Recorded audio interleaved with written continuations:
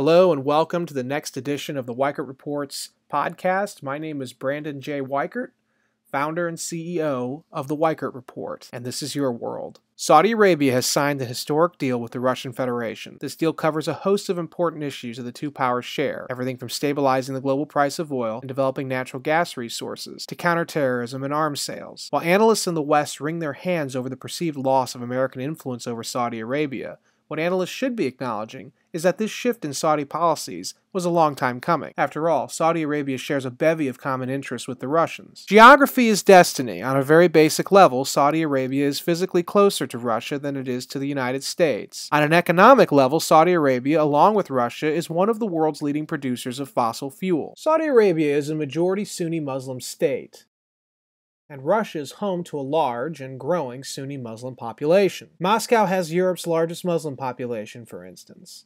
Also, both Saudi Arabia and Russia are threatened by the scourge of Salafi Wahhabi jihadist terrorism. Further, since the United States has been on its quixotic crusade to defeat jihadism by toppling the relatively pro-American, secular Arab autocrats, the Saudis are feeling the squeeze, to say nothing of the fact that the Americans are rightly incensed by the Saudis' tacit support for several Islamist groups globally. And we mustn't overlook the fact that the Saudi royal family is potentially facing deep societal upheaval from its mostly conservative Muslim population that has been bristling under their family's authoritarian rule. After the neocon fantasies enacted with such horrifying results throughout the Mideast since 2003, is it any wonder that the Saudis look to Russia as a force for regional stability as opposed to the Americans? Since the 1990s, the developed world, especially the United States, has been reducing its demand for Saudi oil. In fact, the United States does not get the bulk of its oil from Saudi Arabia. That honor falls to countries like Canada, Mexico, Venezuela, and Nigeria. And yes, the United States still does get some of its oil from Saudi Arabia, but the presence of these other countries giving us oil actually offsets any potential risk of losing Saudi Arabian oil. Plus, in recent years, the United States has enjoyed a veritable bonanza from its oil shale and natural gas revolution. Today, American production of these sources is at peak efficiency, and the supplies are being sold at extremely competitive rates on the global market, thereby undermining Saudi Arabia's decades-long but dwindling monopoly on global energy markets. In this context, Saudi Arabia's move toward Russia is but one move in a long line of geopolitical maneuvers aimed at aligning with Saudi Arabia's best customers, as it were. The moment that Western demand permanently declined for Saudi fossil fuels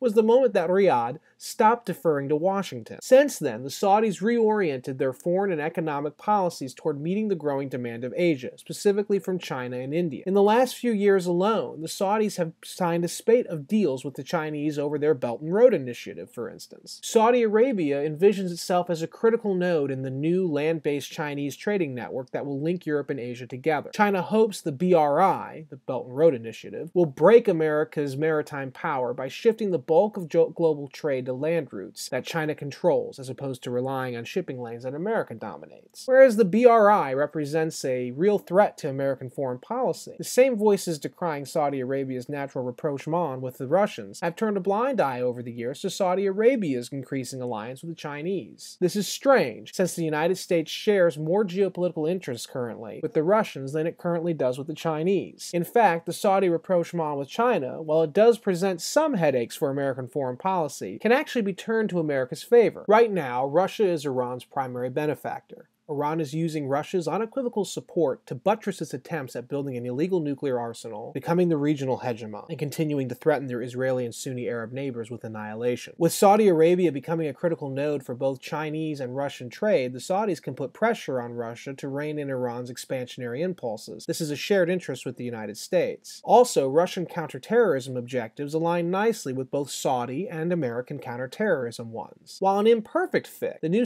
Russo-Saudi friendship hardly represents a geostrategic catastrophe for America. If managed properly by visionary policymakers, something that we are lacking in the West today, this could actually work in America's favor. Russia needs Saudi Arabia to help stabilize the global price of oil and for developing natural gas sources. Russia needs Iran for natural gas also, but Saudi Arabia is the key for Russia dominating the global energy market. Through Saudi Arabia, Russia can gain access to Egypt, Jordan, and a retinue of other countries it otherwise would have difficulty gaining leverage over. And Russia, as the soon-to-be stabilizing force in the Mideast, will be compelled to do that that which the United States has been trying to do, to tamp down on ethno-religious animosities in order to ensure the stable flow of energy. I suspect it will work out as badly for the Russians as it has thus far for the United States. The raison d'etre for American dominance in the Mideast was to control access to the oil there. Those days are long gone. Between America's diversification of its energy markets, as well as the potential that alternative energy technology, the Mideast is just not as important as it once was to the United States, such as my beloved nuclear fusion. Ultimately, those economies that are disproportionately dependent on the price of oil to survive will lose out in the long run. Pity the Saudis and Russians. Finally, the international system is now a multipolar one. Thus, the kind of zero-sum thinking that most Western policymakers engage in has little relevance today. As President Trump alluded to in his most recent speech at the United Nations, strict national interests will drive international relations from here on out. This actually comports with data coming out of groups like the American Enterprise Institute, scholars like Robert Kagan, who wrote a book on the return of history and the end of dreams. We also see the data coming out from places like Europe and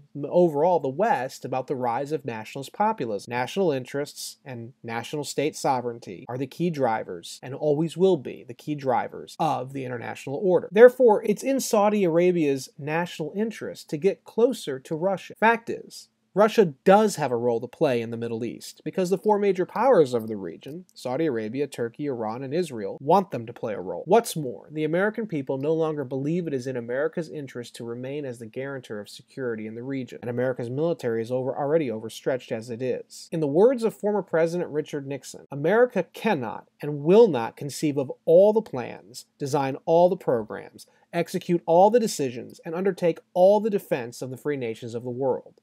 We will help where it makes a real difference and is considered in our national interest. This is the reality that the United States finds itself in today. President Trump clearly recognizes this, and he seems to be making policies that comport with this reality. So I tell you, my friends, to quit worrying and learn to love the multipolar world already. Yes, it's uncertain, but no, it's not a win-lose paradigm any longer. It's more of a win big, win little, lose big, lose little paradigm. For the Weichert Report, I'm Brandon Weichert. Have a good day.